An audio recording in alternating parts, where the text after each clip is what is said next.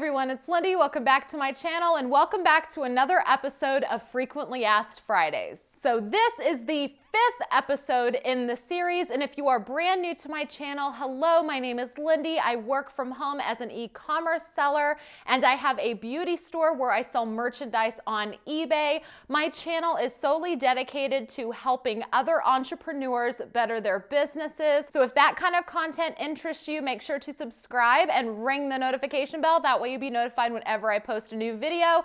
And if you're super excited about this video series, make sure to hit the thumbs up button, because this video series, this Frequently Asked Fridays video series that posts every other Friday, dedicated to answering all of your questions and filling these videos with as much information as possible. So I am in Kansas. We just had our first snow of the season. It's really cold outside, so I figured this was a perfect opportunity to cuddle up on the couch with a warm cup of coffee and have a sit down with you guys and answer all of your questions in this really super casual fashion. So go get yourself a cup of coffee. I'll wait.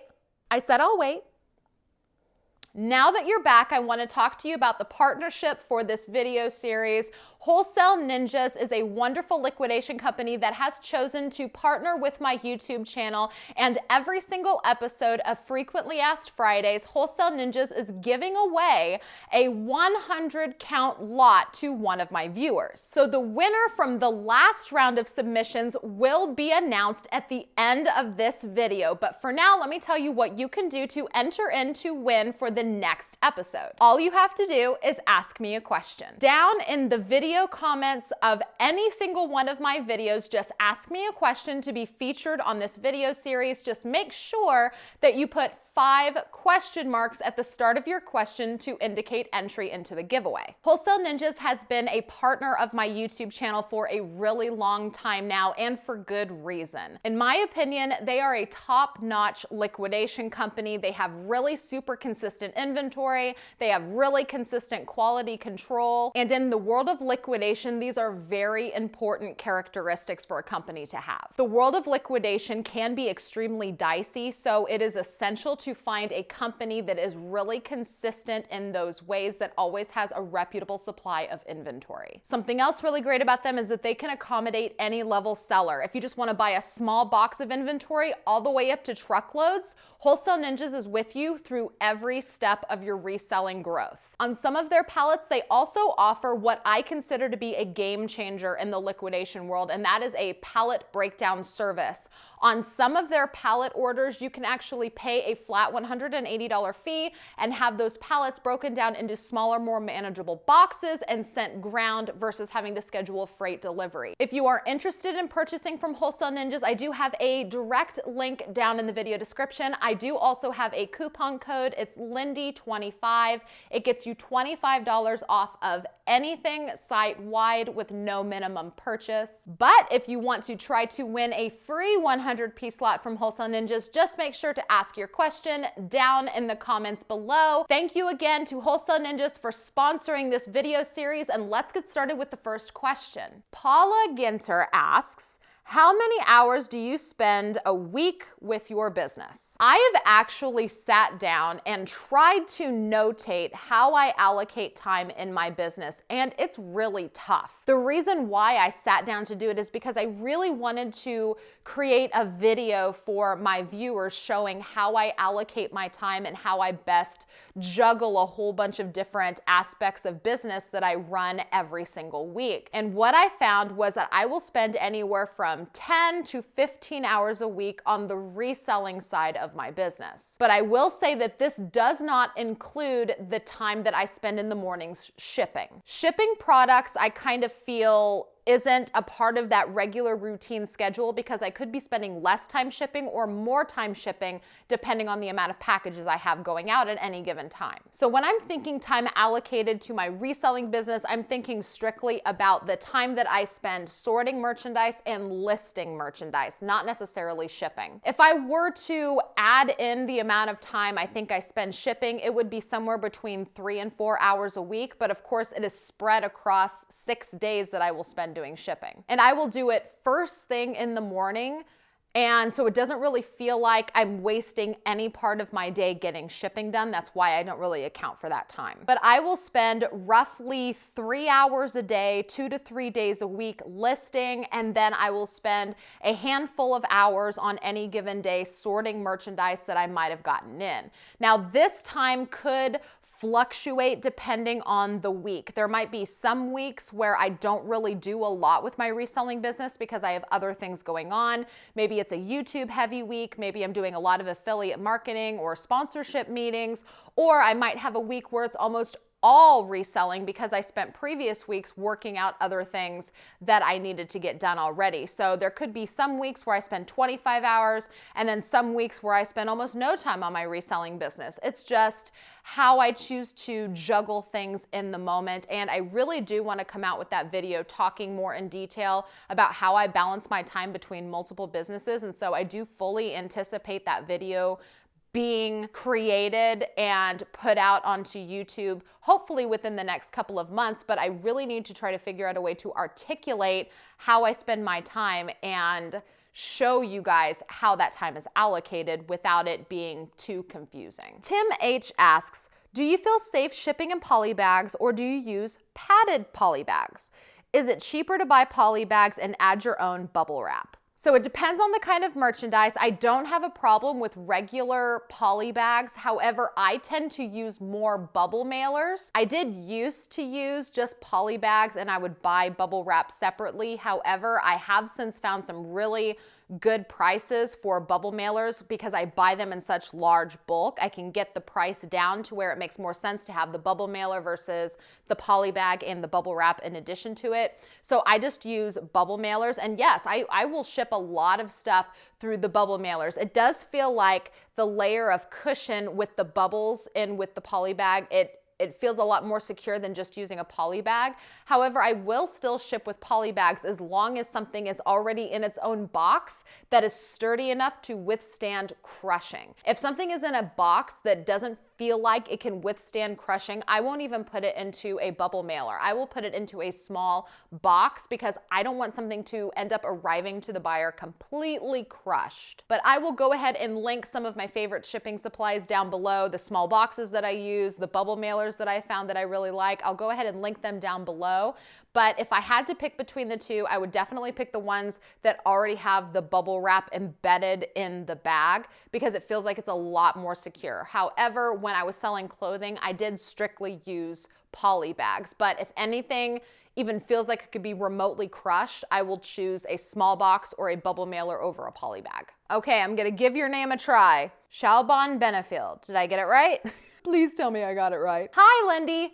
Hello. So my question is, are there any health and beauty products that we should avoid listing on eBay due to a possible risk of a Vero? I've heard some electronics causing this problem, but am unsure about the health and beauty world and Veros. Thank you. Thank you very much for your question. I will say from experience that I have never had any issues with the Vero program with health and beauty. Only time I've ever had any sort of Vero complaint was when I tried to sell a Chi hair iron. That's the only time I had an issue.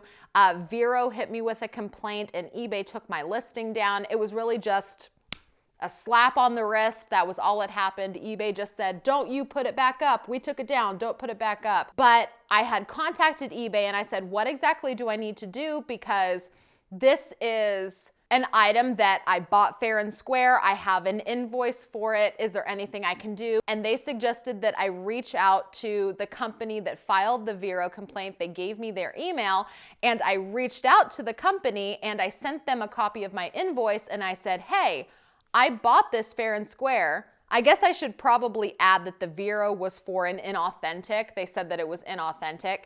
And so I had the invoice from a reputable supplier and they actually reversed the Vero and they gave me permission to sell their merchandise on eBay, which was very, very awesome. It's not something that I was expecting. But other than that, I haven't had any other issues with Vero items for health and beauty products.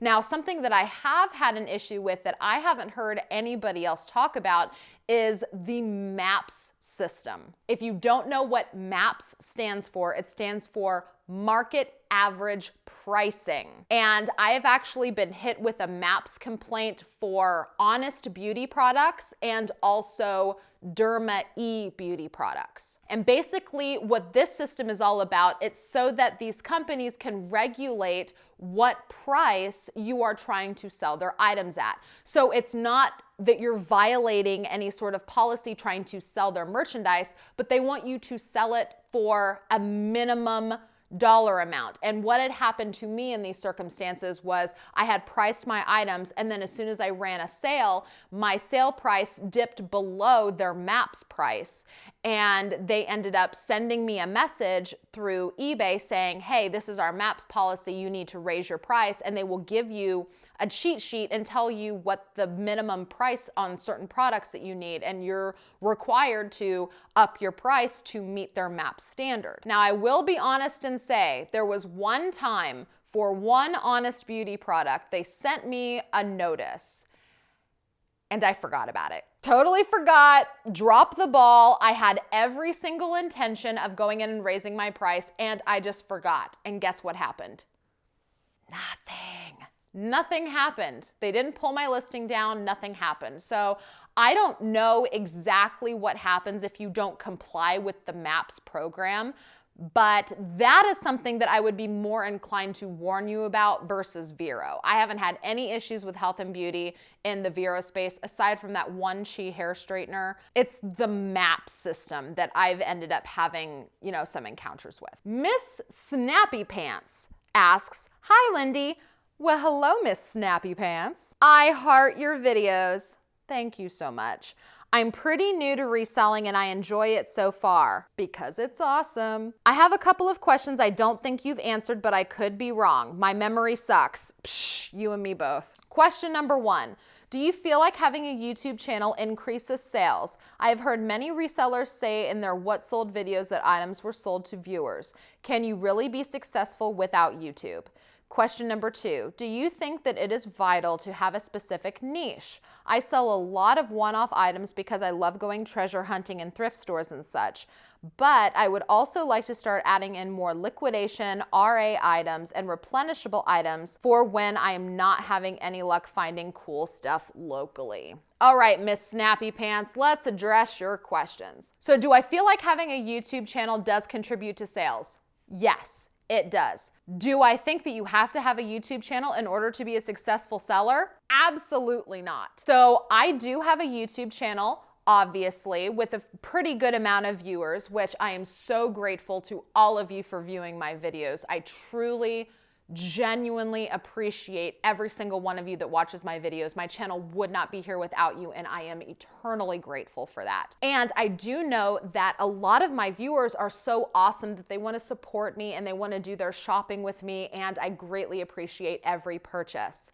But I was a seller well before I had a YouTube channel. I've been on eBay for almost 15 years now. I've only had a YouTube channel for 4 of them. Now, granted, I've sold more in the last 4 years than I had prior to that, but that's because I put in the energy to actually make this a full-fledged business and not just be a hobbyist seller like I did on the 11 years prior. But most of my sales do not come from my viewers. There's a good handful that do come from my viewers, which I greatly appreciate every single one of you that purchases and supports me, but all of my sales aren't from viewers. I speak to many sellers that are super successful that don't have a YouTube channel and they barely have any social media at all. I mean, my dad is a prime example of that. My dad is not on social media on any platform. My dad does not have a YouTube channel. And my dad makes a killer income reselling just doing it on the weekends. So you can absolutely be successful as a reseller without having any kind of social media at all whatsoever. That being said, it does help. So if you want to try to create some sort of social media presence in order to try to increase your sales, I do highly recommend it. So now the second question, do you need to have a particular niche? Do I think it's gonna hurt you not to have a particular niche? No, I think that you can just sell a hodgepodge of whatever you're comfortable with. However, I will say that it is a lot harder for you to gain any sort of relevancy in the eBay algorithm if you're not focused on one particular niche. Is it impossible? No. Can it be done? Yes. It just might take a little bit more time, and you might have to try to be a little bit more competitive in some categories in the beginning, but you can absolutely sell different kind of items. You don't have to just focus on one niche. Now, if you did choose to focus on one niche, it would definitely help grow your relevancy and grow your strength within the eBay algorithm faster, but it's absolutely not necessary to focus on one category and one category only for eBay success. Belinda Green asks, "Hi, Lindey." Hello, Belinda. "Love your videos, girl." Thank you so much, Belinda. "Have you ever been concerned about competition with new resellers starting on eBay?" If I was concerned about new resellers entering eBay, I wouldn't be making videos. Here's the deal. I truly believe that there is room for everybody to be a reseller. Now, that being said, is there room for everybody to sell the exact same item? No. But there are literal millions of products out there that can be sold. And so I think that there is plenty of room for everybody, especially now that we are seeing such a huge spike in e-commerce sales, not just because of the pandemic, but because everyone is starting to buy online, and it has just been increased because of the pandemic. I think that now more than ever, there is plenty of room for brand new resellers to start getting into the space and start making money from home. That being said, I'm also not very concerned with too many resellers entering the space, because I do think that a lot of people might see it through rose-colored glasses for the start of their reselling career. And I think that the reality might set in for a lot of new sellers as soon as they start realizing how much work it is and how it's not as easy as just buying something and flipping it a week later and collecting the profits. I think that the newness will wear off for a lot of new resellers, and they will end up just either not doing it anymore completely, or they will just do it in such a hobbyist fashion that it's not going to flood the markets with as many products as it would be if there was millions of brand new full-time sellers coming onto the space. Does that make sense? I do think that it's important in business to have an abundance mindset. If you have a scarcity mindset and you are too worried about competition, that's when your mindset is going to inhibit your ability to progress and do better. If you're so focused on there not being enough, then there's never going to be enough. I think you have to have an abundance mindset and focus on the bigger picture to keep getting better. And the only way that we're going to be able to do that is to encourage each other and have a good time with it. So that's what my videos are for. Let's have a good time with it. Let's make some money. SoCal Home Goods Anita says, "Hi, Lindey." Hello, Anita. "Can a starter store or basic store refresh their listings too? Thanks." Yes, they can. Any seller can refresh their store even if they don't have a technical store. Any seller can just simply bulk edit their listings, make any changes or no changes at all, hit submit, and then suddenly their listings are refreshed. It doesn't matter what store level you have, or if you even have a store subscription at all. You could just bulk edit all of your listings and refresh them and hopefully get them a little boost in the eBay algorithm. PJ Palmer asks, "What is your favorite physical work part of the whole reselling process, other than selling the items, of course? YouTube, listing, sourcing, sorting, etc. Thanks for always providing such great information and tips. Dents in the fridge are from a midnight snacker with the yellow glasses on running into the fridge in the dark." I like that one. Of all of those, by far my favorite has to be sorting, because most of the times whenever I get a new order in, it's unmanifested and I have no idea what I'm getting. So if you buy Liquidation, you sometimes can pick from companies that have a manifest, and so you're picking the lots based on what you see on the manifest, and then some companies you don't get any sort of manifest, so it's essentially like you're buying a mystery box. And most of the times I will buy from companies that are basically giving me mystery boxes, because you usually get a better price if there's no manifest involved. And so when I'm going through the sorting process, every time I open a box or I start digging into a pallet, it's like a treasure hunt. It's just a bunch of mystery items. I don't know what I'm going to get. And so that's really exciting to me, to be able to open up a box and see things that I know are going to sell for good money, or find products that I've never seen before. That is by far my favorite part. Tim Norman asks, "Hi, Lindey." Hi, Tim. I'm a resale hoarder. You and me both. Love the content you produce. Thank you so much.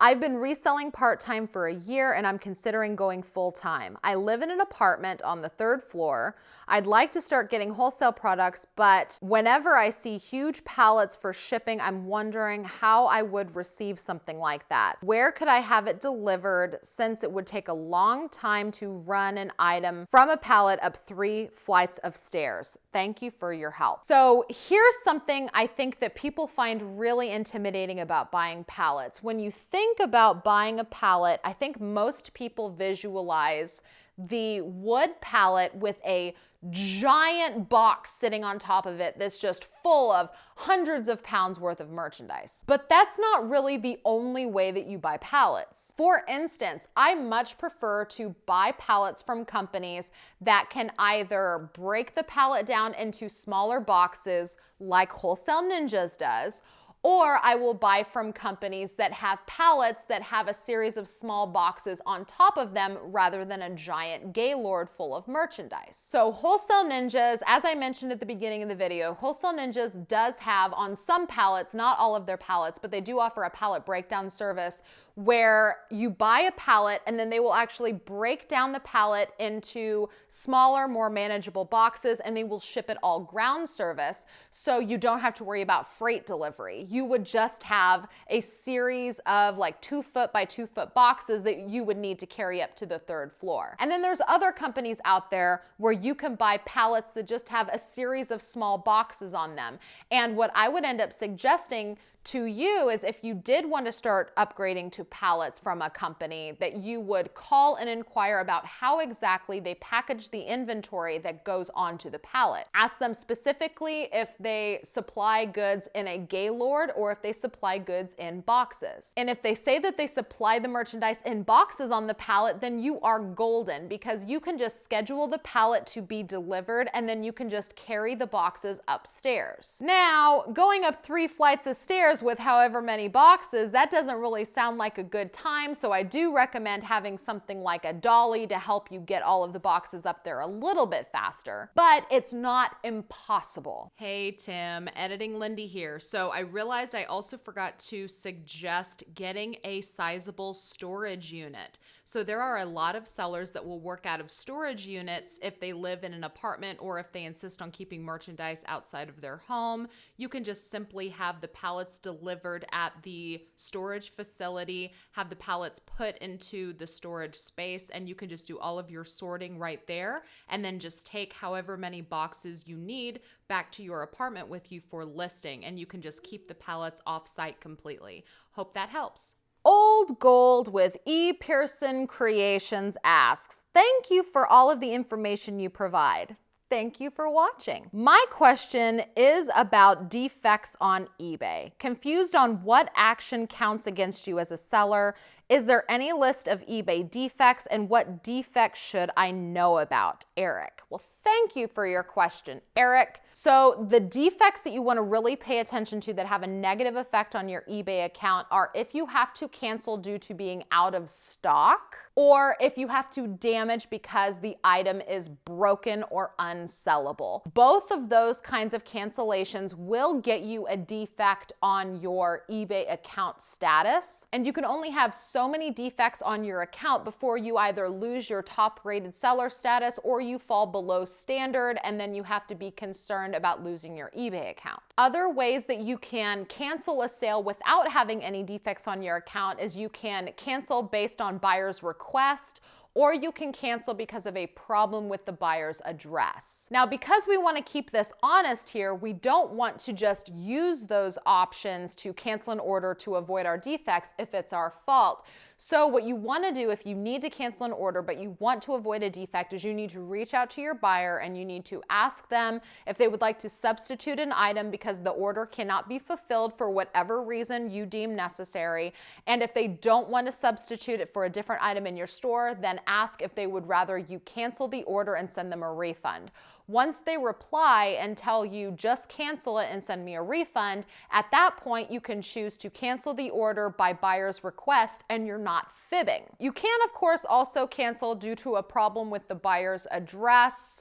I don't exactly have a workaround for that, but I might have used it before. But I think it was every time I've had someone in Puerto Rico and I needed to cancel because there was issues. I couldn't get the shipping label to print. So if you have issues with not being able to print shipping labels, that is a defect option that you can choose, and it won't have any negative effect on your seller account. Will Hornbuckle asks, can a man who knows absolutely nothing about makeup supplies buy a box from Wholesale Ninjas and make some cash?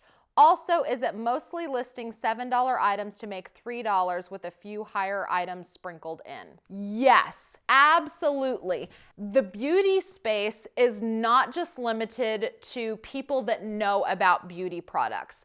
One of the wonderful things about liquidation in general, not just the health and beauty space, but liquidation in general, is it's always products that have barcodes. If something has a barcode, that means that you don't need to know anything about that product. You just simply search by that UPC number and you could find out all of the information that you need to know about the listing without knowing anything about it. You know, there's been plenty of instances where I've sold things that had a barcode. I didn't know anything about it. It was sporting goods or refrigerator parts. I didn't know anything about it, but the beauty is you have the barcode, you have a UPC, you have a model number, you can just search and then suddenly you're an expert because all of the item specifics are already there for you. So yes, if you don't know anything about beauty products, you can absolutely still sell the products and make money at it. And to answer the other part of your question, in the health and beauty space, it does tend to be a lower average sale price, but every once in a while when you do buy liquidation, I always consider liquidation lots to be mostly bread and butter. I want to say it's like 85% bread and butter, 15% higher ticket items. And that tends to range true with most of the companies that I've sourced with. But the awesome part of the bread and butter stuff in the health and beauty categories is that bread and butter stuff sells and it doesn't sit around. There are a lot of categories out there. The bread and butter stuff in those categories, they still sit around for a while. Alicia Kefford asks, hi Lindey. Hello Alicia. Thanks for another amazing Q&A. You're welcome. I was wondering, when purchasing cubic priority shipping through pirate ship, can we use USPS Tyvec or bubble mailer envelopes, or do we always have to use our own? Thank you. So pirate ship, you are shipping through the United States Postal Service, of course. So you can use any priority shipping supplies that you want if you're printing a cubic priority shipping label through pirate ship, but you cannot use them on flat rate shipping supplies. So just the regular Tyvec mailers or a standard priority mailing box, yes, you can use, but you cannot use the padded flat rate envelope, the regular flat rate envelope, or any of the flat rate boxes or the regional boxes. You cannot use the regional A or the regional B boxes. But as long as the priority mail box just says mailing box or mailing envelope, you can absolutely use them when you ship using pirate ship. Bill Gents asks, hi Lindey. Hi Bill, thanks for the great content and keeping it entertaining. You're welcome. Am I missing something or does eBay need to change something?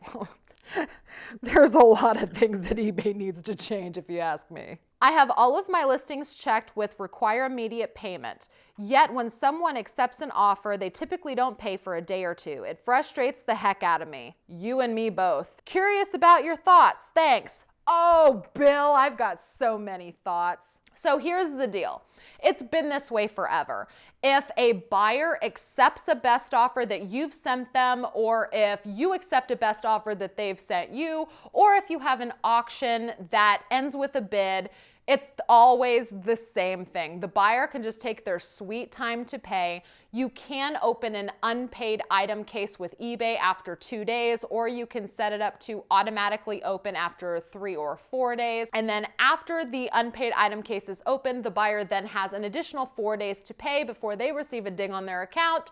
You receive a final value fee credit, and then you can sell the item again. Now, one of the things that sellers are really looking forward to is the ability to to have immediate payment with best offer with this addition of eBay's managed payments program. Now, eBay has not come out and said exactly when this is going to be possible. However, now that eBay is handling all of its own payment processing, it does look like this opens up the ability to accept immediate payment from the buyer whenever a offer is accepted.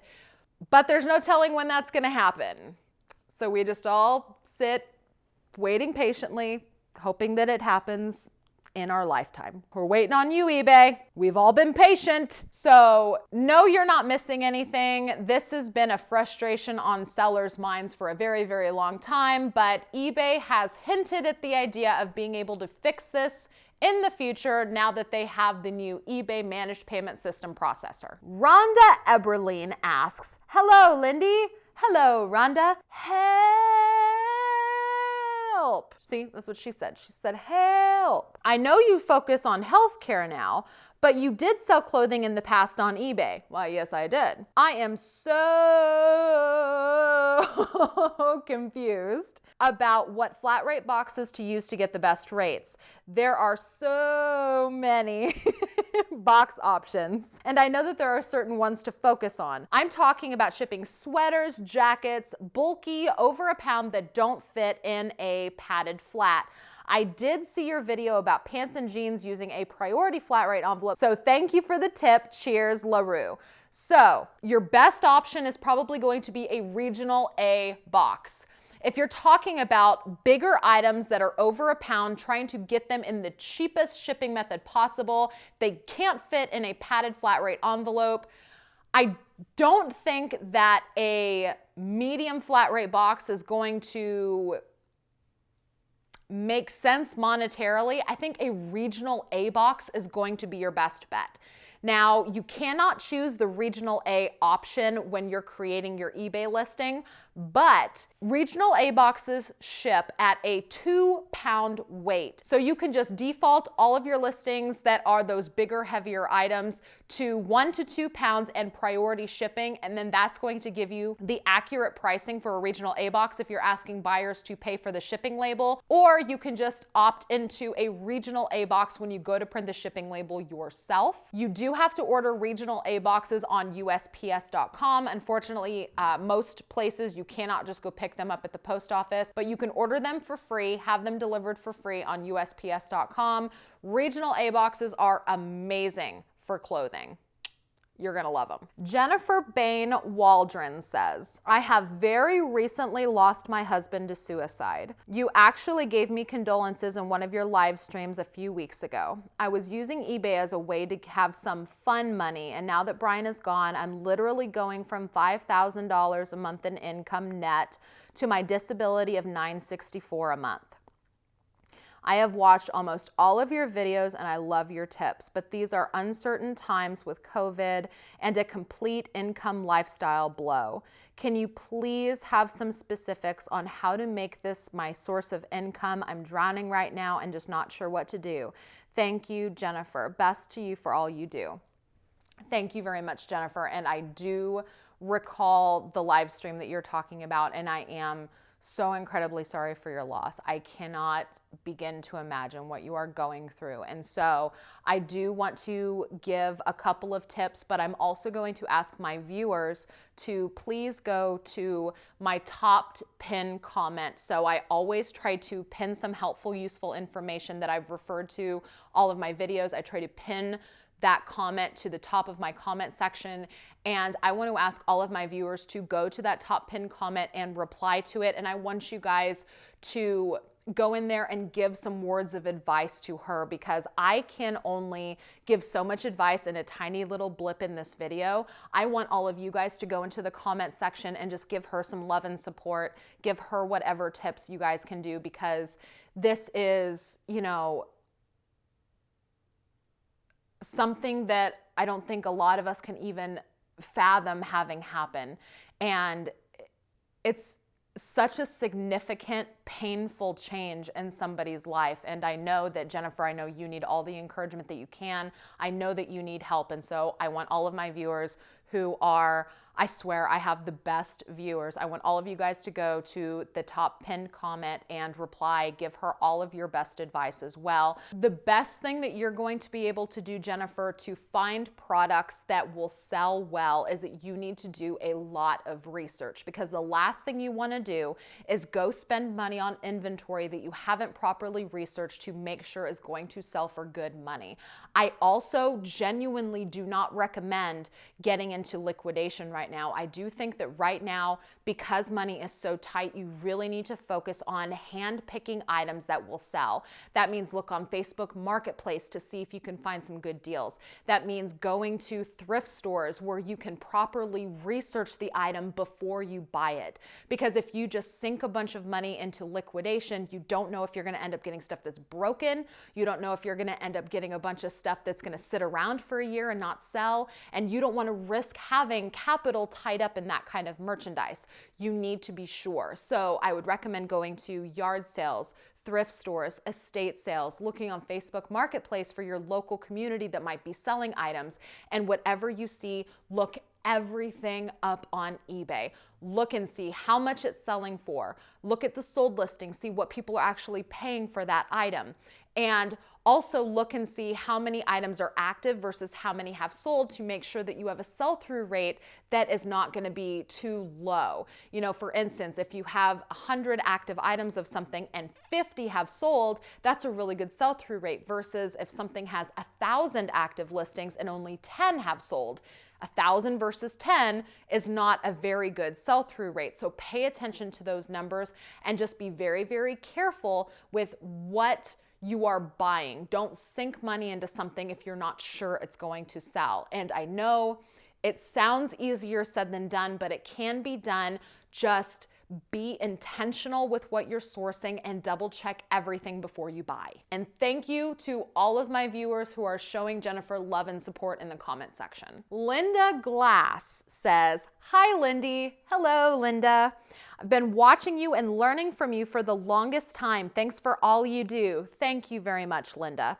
"My question is, which is the better choice for payouts on managed payments, daily or weekly? Thank you so much." So this actually has everything to do with you. I personally choose to have daily payouts because I have a consistent supply of sales. But if you have some slower days versus some bigger days, you might want to opt into weekly payouts. And the reason for that is because if you want to have your shipping labels paid through your pending funds in eBay, if you have daily payouts and then you have a day with slow sales, but you still need to print shipping labels, if the funds aren't in that account, then you're gonna have to pull the funds from elsewhere, where it would be better if you just held some funds in your eBay managed payments account so that you can more than pay for your shipping labels at any given time, and then just have weekly payouts. So it really depends on the number of sales you have and how fast you need access to that money. I personally do daily payouts, but I've also spoken to sellers that do weekly payouts, and they are just fine with having like a weekly reselling paycheck. So that part's completely up to you. I don't think that one is better than the other, honestly. Elizabeth LaBrue, "I've looked at your eBay store and you have a lot of the same items I also sell, but at a much higher price. How are you able to sell with such a large markup?" Thank you very much for your question, Elizabeth. This is actually something that I wish I could explain, but I kind of can't. And I'm actually going to speak at it from the angle of what I assume happens and my own personal experience with this. So I think a lot of it has to do with eBay relevancy and the strength that a seller has in a certain category to appear in an optimum search result on the search page. And then I also think a lot of it has to do with perceived value and also the confidence that a buyer would have in a seller. So now, speaking at it from maybe your point of view, back when I was selling jeans, there was only ever a certain dollar amount I could get for some brands of jeans. For instance, American Eagle jeans. I could never seem to get more than $15 for a pair of American Eagle jeans. But there were some sellers out there that were getting $30 and I just couldn't understand it. And I think that a lot of it has to do with how solidified that seller is in that category in the eBay algorithm. Because a lot of it also depends on region, where a seller is in relation to where their buyer is. There might be regions where buyers are promoted higher dollar items because that region shows a history that those buyers are willing to pay more. Or there could be the perceived value to where a buyer is more comfortable paying a higher dollar amount for something from a seller that has a reputable seller account because they are confident that they're buying an authentic product versus a product that might have a much cheaper price where the buyer is not exactly sure why it's so cheap. They would rather go with the more expensive one because they know that they're probably going to be getting something that's more authentic. So I think that there's a lot of factors that come into play here.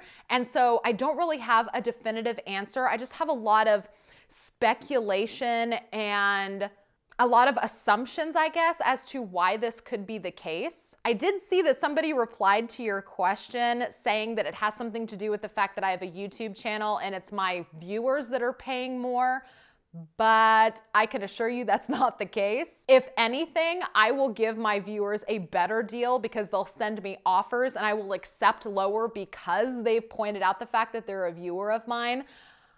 It has nothing to do with my viewers paying more. I just truly believe that it has something to do with regions, relevancy, and how solidified a seller is with a certain price point in the eBay algorithm. And jeans is honestly the best example that I can give of that. Like I said, when I was selling jeans, a particular pair of jeans I could not get more than $15 for when I saw other sellers selling them for $30 all day long. The same brand, the same styles. I had no idea why they were able to get so much more than me. I really think that it had to do with relevancy within the eBay algorithm and the region in which they live compared to their buyers, because I think that certain regions are more apt to have buyers that spend more money, and so the sellers that sell their merchandise for more are advertised more to those buyers. Does that make sense? And of course, I have no proof of all of this. This is, purely speculation, but hopefully that gives you some sort of answer that makes just a minuscule of sense, just a little bit. Also, you can't get more for something if you don't ask for it. So also keep that in mind. And there is such thing as perceived value. If something is too cheap, a buyer might question why someone is selling it that cheap. They might be willing to pay a little bit more to buy from a seller that has a better feedback score than buy cheaper from someone else that they are questioning why it's so inexpensive. All right. Are you guys ready for the winning question? Drum roll, please. The winner, chosen by random comment selection, is Janet Glass. Thank you so much for submitting your question. I have replied to your comment. Just get with me and I will make sure that you get your free lot from Wholesale Ninjas. Janet asks, Lindey, I have watched you over the past few years and I love how you have grown with confidence in your YouTube videos. Have you ever experienced fear with your business? And if so, can you give us an example of how you handle it? Thank you. It might surprise a lot of you to know that I deal with self-doubt on a daily basis. A daily basis, I think that I'm doing everything wrong. This is all gonna end. This is not long-term, it's short-term, and I worry every single day that I'm making the wrong mistakes. Honestly and truly, at least once a month, I will think to myself, maybe I should be taking some night classes to get some sort of certification. That way, when my reselling business folds or my YouTube channel stops growing, I'll have a career to fall back on. And that is just not a good way to look at it at all. And I acknowledge that. And what I will do is I will allow myself to live in that fear for 5 seconds. After 5 seconds, I let the fear take over and then I kick it away and I continue going on with what I need to do. Because here's the thing, it's unavoidable. Self-doubt lives in all of us. None of us are 100% confident all the time. We can pretend like we're confident. We can pretend like we have it all together, but deep down inside, we know that we don't.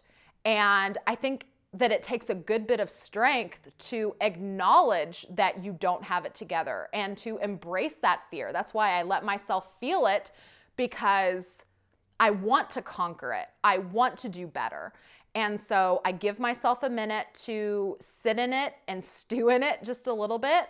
And then I do something to prove that fear wrong. So if I am concerned that my reselling business is not working out and I am doing everything wrong, I will break away from that fear and I will go list something, or I will go walk around my inventory and I will just look at my inventory and I will feel proud of what I've done, because you just need to do better than you did yesterday. You don't have to build a 6-figure business overnight. You just need to do a little bit better every single day that you move forward. It doesn't have to be a dramatic change. It could just be a really small change, but any step that you're making moving forward is proof that you can do it. So even if you have that self-doubt or you're lacking confidence, just make small moves in order to get a little bit better. And that's exactly what I do.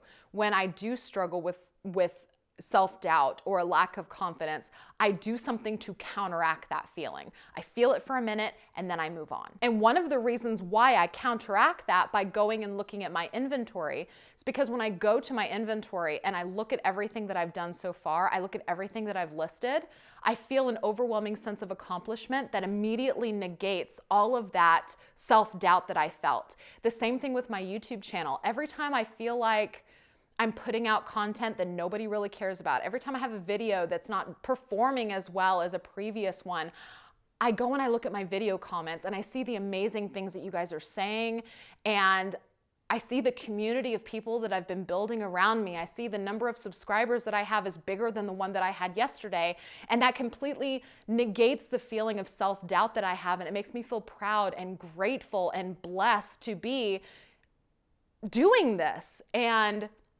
it would be silly of me to wallow in this self-doubt and wallow in this fear when I'm putting all of the good stuff in front of my eyes. So if you are struggling with fear, take a small step to move past it and put something in front of your eyes that you can be proud of, that shows that you're doing good. But just know you are absolutely not alone if you're struggling with fear. If you feel like, I can't do this, I promise you can, and you are not alone in that feeling. All right, you guys, thank you so much for hanging out with me and watching this episode of Frequently Asked Fridays. Make sure to tune in for the next episode that will be on Friday, November 13th. Yes, it's gonna be on a Friday the 13th, the next episode, so make sure that you're subscribed, ring the notification bell, that way you'll be notified when that video is posted. Of course, I will see you guys on Monday for our regularly scheduled Motivation Monday live chat. It'll be at 2 o'clock Central Standard Time, so come hang out in the chat with me and we will talk about reselling and other things for the week ahead. Before you leave, I would appreciate if you give this video a thumbs up. It really does help out my channel, and I am extremely grateful to everyone who takes a moment to hit that thumbs up button. All links, things that I've referred to, will be down in the video description, also on the top pinned comment, and don't forget to go show Jennifer some love in the replies of that top pinned comment. And as always, thank you so much for watching, and I will see you guys with my next video. Bye-bye.